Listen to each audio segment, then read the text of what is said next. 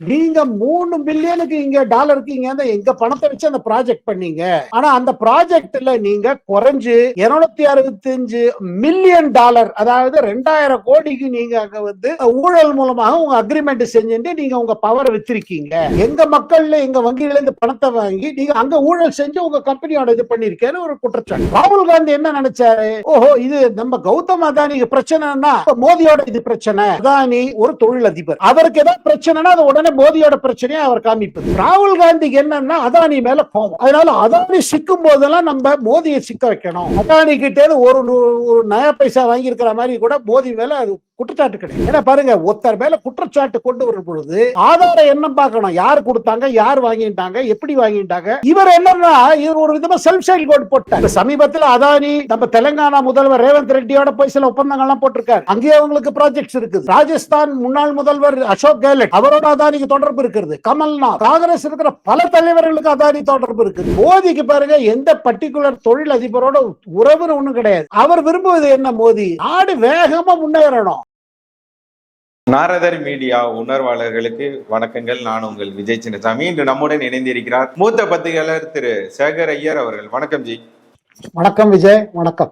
அதானி லஞ்ச புகார்ல திமுக அரசாங்கமும் காங்கிரசும் சிக்க போகிறது அப்படின்னு சொல்லி செய்திகள்லாம் நம்ம பார்க்க முடிந்தது. ஆனா ராகுல் காந்தி என்ன சொல்றாருன்னா, பிரதமர் மோடி இருக்கும் வரை அதானி அவர்கள் வந்து பாதுகாப்பாக இருப்பார், அவரை உடனே கைது செய்யணும், விசாரணையை வைக்க வேண்டும் அப்படின்னு சொல்லி ராகுல் காந்தி அவர்கள் பேசி வருகிறார். என்ன நடந்துட்டு இருக்கு இந்த அதானி விஷயத்துல? பாருங்க, அதானிக்கு எதிர்த்து இருக்கிற வழக்கு என்ன வழக்கு?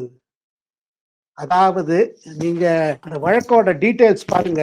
என்ன எதுக்கா இந்த இதுவே நடக்குதுங்க. அதாவது அமெரிக்கால ஒரு நேற்று முன்தினம் ஒரு வழக்கு பதிவாயிருக்கு. என்ன வழக்கு? அதானியோட கம்பெனிகள், அதாவது அத்வானி கிரீன் எனர்ஜின்னு ஒரு கம்பெனி இருக்குதுங்க. அது இந்த சூரிய ஒளி மூலமாக பவர் பிளான்ட்ஸ் எல்லாம் செட்டப் பண்றாங்க. இதுக்காக யூஎஸ்ல கேபிட்டல் மார்க்கெட், அதாவது யூஎஸ்ல தான் அவங்க பணம், அதாவது பண நிதி இதுக்காக அந்த இடத்துல அவங்க இது பண்றாங்க, பாண்ட் எல்லாம் ரிலீஸ் பண்றாங்க, பணம் எடுத்திருக்காங்க. அந்த மாதிரி அவங்க என்ன குற்றச்சாட்டுனா, நீங்க அமெரிக்காவிலிருந்து 3 பில்லியன் டாலர்ஸ், 3 பில்லியன் டாலர்ஸ்க்கு நீங்க அங்கேருந்து இங்க லோன் மூலமாகவும் பாண்ட் மூலமாகவும் யூஎஸ் வங்கி மூலமாகவும் நீங்க பணத்தை இது பண்ணீங்க. இதற்கு பிறகு நீங்க வந்து என்ன பண்ணீங்கன்னா, உங்க பிசினஸுக்காக இந்தியாவில் பல மாநில அரசுகளோட நீங்க தொடர்பு கொண்டு, ஏன்னா இது அவங்க இந்த பவர் ஜெனரேட் பண்ணி அவங்க யாருக்கு விற்பாங்க? ஒரு இந்த சோலார் கார்பரேஷன் இருக்குது, அவங்க சோலார் கார்பரேஷன் விற்பாங்க. சோலார் கார்பரேஷன் அவங்க தன் தரப்பிலேருந்து இந்த மாநில அரசுகளோட மின் வாரியத்துக்கு விற்பாங்க.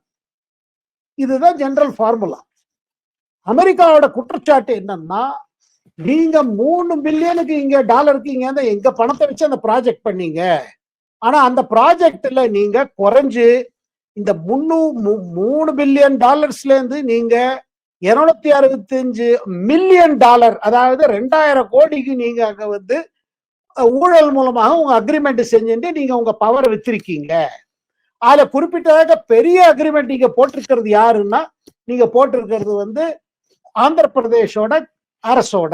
அதுல அரசுல இருக்கிற ஒரு பெரிய புள்ளி, அதாவது இவங்க சொல்ற பீரியடு அந்த 2021 24, அந்த பெரிய புள்ளி யாரு? அது ஜெகன்மோகன் ரெட்டி. அப்ப அவர் முதல்வராக இருந்தார். இப்பதான் அவருக்கு ஆட்சி போச்சு, தேர்தல் நடந்து போகுது, லோக்சபாவோட மாநில சட்டசபை தேர்தல் நடந்து. இப்ப குற்றச்சாட்டு என்னன்னா, அங்கேது வந்து இங்க நீங்க பண்ணீங்க, இதுக்கு ரெக்கார்டு இருக்குது, எங்க சட்ட பிரகாரம் எங்க மக்கள்ல எங்க வங்கியில இருந்து பணத்தை வாங்கி நீங்க அங்க ஊழல் செஞ்சு உங்க கம்பெனியோட இது பண்ணிருக்கேன்னு ஒரு குற்றச்சாட்டு. சரி, ஆனா இது ராகுல் காந்தி என்ன நினைச்சாரு? ஓஹோ, இது நம்ம கௌதம் அதானிக்கு பிரச்சனைனா இப்ப மோதியோட இது பிரச்சனை. அதாவது எப்பெல்லாம் அதானி ஒரு தொழிலதிபர், அவருக்கு ஏதாவது பிரச்சனைனா அது உடனே மோதியோட பிரச்சனையை அவர் காமிப்பது. அந்த மாதிரி காமிச்சா என்ன நினைக்கிறாரு? ஓ, கௌதம் அதானி பிரச்சனை இருக்குது பாருங்க. கௌதம் அதானி ஒரு பெரிய தொழிலதிபர், பெருசா வளர்ந்துட்டார். அவர் வளர்ந்துட்டு அவர் காம்படிட்டர் இந்தியால இல்ல, அவர் வெளியில இருக்கிற சைனீஸ் கம்பெனிஸோட, அமெரிக்கன் கம்பெனிஸோட, யூரோப்பியன் கம்பெனிஸோட, சவுத் ஆப்பிரிக்கன் கம்பெனிஸோட, ஆஸ்திரேலியாவில் இருக்கிற பல பெரிய கம்பெனிஸோட போட்டியிடுறாரு. அவரோட கம்பெனி போட்டிட்டு பல இன்டர்நேஷனல் டெண்டர் வாங்குறாங்க. ஹைஃபா போர்ட்டா இருக்கட்டும் இஸ்ரேல்ல, ஆஸ்திரேலியால கொய்லாவை மைன் பண்றதா இருக்கட்டும், பல இடத்துல பாத்தீங்கன்னா அவர் ஒரு பெரிய வளரும் ஒரு குரூப் அது. அதனால என்ன ஆகுது, அங்க இருக்கிற காம்படிட்டர்ஸ் அவரை ஒரு ரைவலா வச்சு அவருக்கு மடக்க பாக்குறாங்க. அமெரிக்கால கேஸ் போடுறது, ஆஸ்திரேலியால கேஸ், அது பாருங்க, அது பிசினஸ் ரைவல்ரி. ராகுல் காந்திக்கு என்னன்னா அதானி மேல கோபம். என்ன கோபம்? அதானி ராகுல் காந்தி, அதாவது மோதினால தான் அவர் வளர்றாரு, இந்தியாவில் எந்த ப்ராஜெக்ட் அவருக்கு தான் போகுது, அதனால அதானி சிக்கும் போதெல்லாம் நம்ம மோதியை சிக்க வைக்கணும். அதானிக்கு ஏதாவது பிரச்சனைனா, ஏன்னா தொழிலதிபருக்கு ஒரு கம்பெனிக்கு ஏதாவது பிரச்சனை வந்துட்டு தான் இருக்கும், காம்படிட்டர்லேருந்து வரும், சட்டத்தில் ஏதாவது குறைபாடு இருந்தால் சட்டத்திலேருந்து வரும். அதனால நம்ம என்ன செய்யலாம், இந்த ஒரு பெரிய பிரச்சனையை மோதியோட கனெக்ட் பண்ணி, மோதி தான் இதுக்கு காரணம், மோதினால்தான் அதானி வளர்ந்தாரு, கூடவே அதானி பணம் சம்பாதிச்சு மோதி கொடுக்கிறாரு அப்படின்னு ஒரு குற்றச்சாட்டு.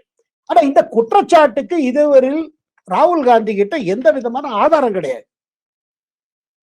அதானி கிட்டே ஒரு நயா பைசா வாங்கி இருக்கிற மாதிரி கூட மோதி மேல அது குற்றச்சாட்டு கிடையாது. மோதியோட வாழ்க்கை முறை எல்லாருக்கும் தெரியும். அவர் யார்கிட்ட பணம் வாங்கி அவர் கூட யாரும் கிடையாது, அவர் குடும்பமே கிடையாது. இதுதான் அவரோட பெரிய ஸ்ட்ரென்த். சோ அதை எப்படி நம்ம டேமேஜ் பண்ணலாம், அது பண்ணிட்டே போனா ஒரு நாளைக்கு மக்கள் நம்புவார்கள், நம்ம சொல்லிட்டே போவோம். பாருங்க, அதானி ஒரு தொழிலதிபர், ஒரு பெரிய பல தொழில் நடத்துறாரு, பெரிய கம்பெனி நடத்துறாரு, குரூப். அது ஒரு குரூப்புக்கு பிசினஸ் ரைவல்ரினால பல பிரச்சனைகள் வந்து போகும். அதுக்கு பின்னாடி அவர்களுக்கு இருக்கிற பிசினஸ் ரைவல்ரிஸ். அதனாலதான் இப்ப ஹிடன்பர்க் ரிப்போர்ட் வந்தது, இது அமெரிக்கால இருந்து ஜெனரேட் ஆச்சு, அது வேற கதை. ஆனா இவர் என்ன பண்ணிட்டாரு, இதனால ஊழல் இருக்குது, இதை உடனடியா அதானியை இங்க கைது செய்ய ஆரம்பிச்சிட்டாரு. அதுவும் சொல்றாரு, நீங்க கைது செய்ய மாட்டேன். ஆனா என்ன புரியல பாருங்க, அவர் என்ன புரிஞ்சுக்கிறேன்னா, ஊழல் படம் யாருக்கு கொடுத்ததா அமெரிக்கால குற்றச்சாட்டு. அதாவது முதல்ல அந்த குற்றச்சாட்டை எடுத்துப்போம். குற்றச்சாட்டு என்னன்னா, நீ இங்க இருக்கிற இந்த மாநில அரசுகள், அதுல யாரெல்லாம் வர்றாங்க, தமிழ்நாடுன்னா அது திமுக ஆளுங்கட்சி, அப்புறம் சத்தீஸ்கர்னா அப்ப காங்கிரஸ் கவர்மெண்ட் இருந்து பூபேஷ் பாகேல் முதல்வர், அப்புறம் ஒடிசால பிஜு ஜனதா தள் நவீன் பட்நாயக் இருந்தாரு, ஆந்திர பிரதேஷ்ல நம்ம இப்ப சொன்ன மாதிரி ஒய்ஆர்சிபி அரசு, நம்ம ஒய்எஸ்ஆர் ஜெகன்மோகன் ரெட்டி தான் முதல்வர் அப்ப இருந்தாரு. இப்ப இவர் என்ன செல்ஃப் சைடு கோல் போடுறாரா,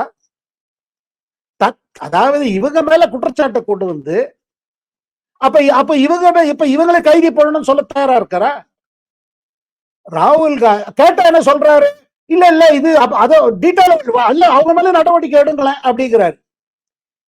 இது என்ன அரசியல் நமக்கு புரிய மாட்டேங்குது. என்ன புரிய மாட்டேங்கிறதுனா, ராகுல் காந்தி சொல்ற டிமாண்டுக்கு, அதாவது திமுக அரசு மீதும், சத்தீஸ்கர்ல இருந்த முன்னாள் காங்கிரஸ் முதல்வர் மீதும், ஒடிசால இருந்த நவீன் பட்நாயக் மீதும், ஜெகன்மோகன் ரெட்டி மீதும் அப்ப நடவடிக்கை மோடி அரசு எடுக்கணுமா?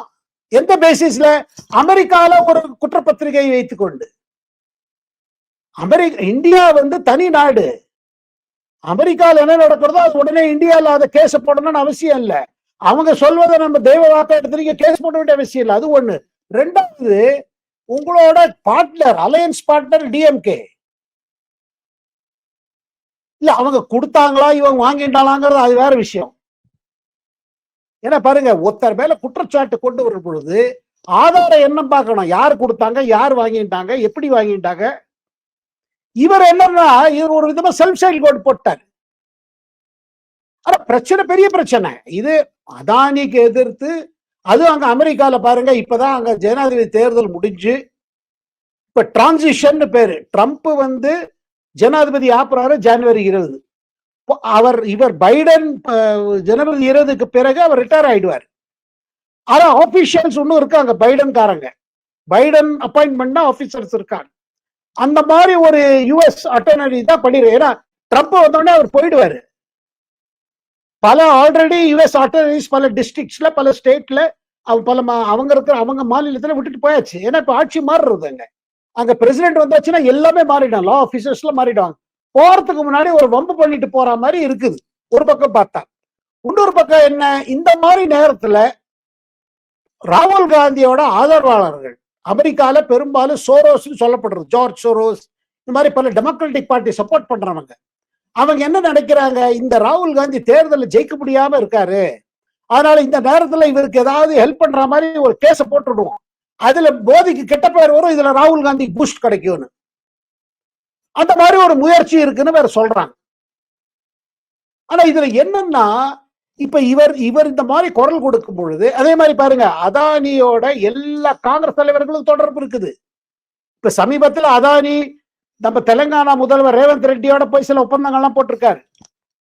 மம்தா பானர்ஜி மேற்கு வங்காளத்துல அதானி பலமுறை அவர் சந்திச்சிருக்காரு மம்தாவை, அங்கேயே அவங்களுக்கு ப்ராஜெக்ட்ஸ் இருக்குது.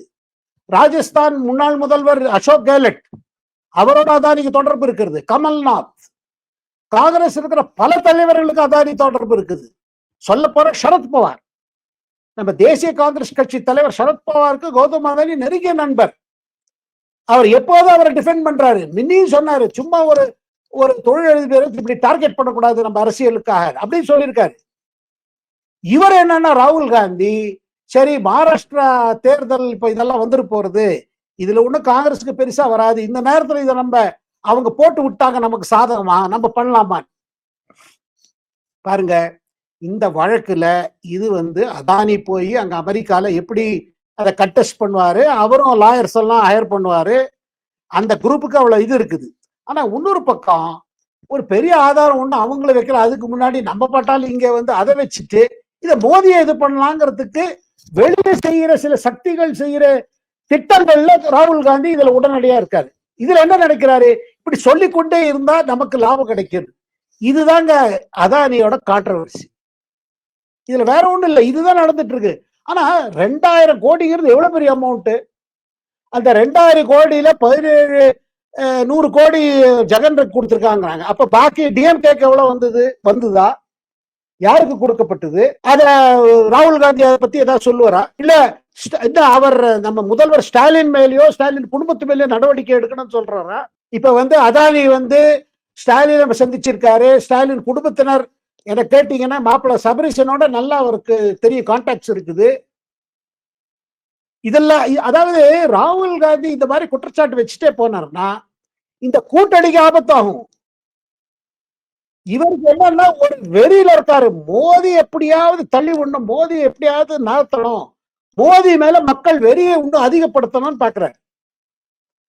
ஆனா தேர்தலுக்கு அப்புறம் நீங்க இப்ப லோக்சபா தேர்தல் பிறகு என்ன தெரியுது, அந்த மாதிரி மோடிக்கு ஒண்ணு பெருசா குறையிலையே, திருப்பி வந்துருச்சு.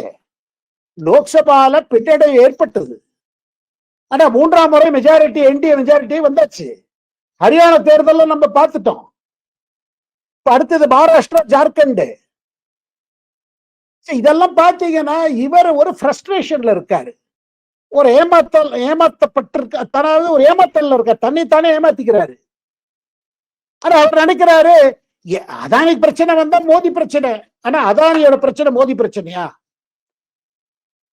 இல்ல அதுல சொல்லலாம். இங்க பாருங்க, இதுல பல விஷயங்கள், இதுல கத்துக்க வேண்டிய விஷயம் இருக்கு. இந்த இதுல என்னன்னா, இந்தியன் இண்டஸ்ட்ரீஸ், இந்தியா வளரும் பொழுது, ஏன்னா வளரும் இந்தியா, வளரும் பாரதம், இப்படி இந்தியா வளரும் பொழுது இந்தியாவுக்கு எதிர்த்து பல நாடுகள்ல பல பேர் இருப்பாங்க, பல அரசுகள் இருக்கும். இந்தியாவில இருந்து ஒருத்தர் பாருங்க, இப்போ ஒரு டாடா இருந்தாரு, பிர்லா இருந்தாரு, அதுக்கு பிறகு இப்போ இவர் இது அதானி குரூப் வந்துட்டு இருக்கு, இது நடுவில் அம்பானி குரூப் இருந்து, ரிலையன்ஸ், இவங்க எல்லாம் வளர்ந்துட்டாங்க. இவங்க இப்ப இந்தியாவுக்குள்ள அவங்க ப்ராஜெக்ட் இல்ல, வெளி ப்ராஜெக்ட் பிடிக்கிறாங்க, பெரிய பெரிய இன்ஃப்ராஸ்ட்ரக்சர் ப்ராஜெக்ட். அப்புறம் இன்னொன்னுங்க, அதானிக்கு பெரும்பாலும் ப்ராஜெக்ட் கிடைக்கிற காரணம் என்னன்னா அவளோட கேபிட்டல் கொண்டு வராது.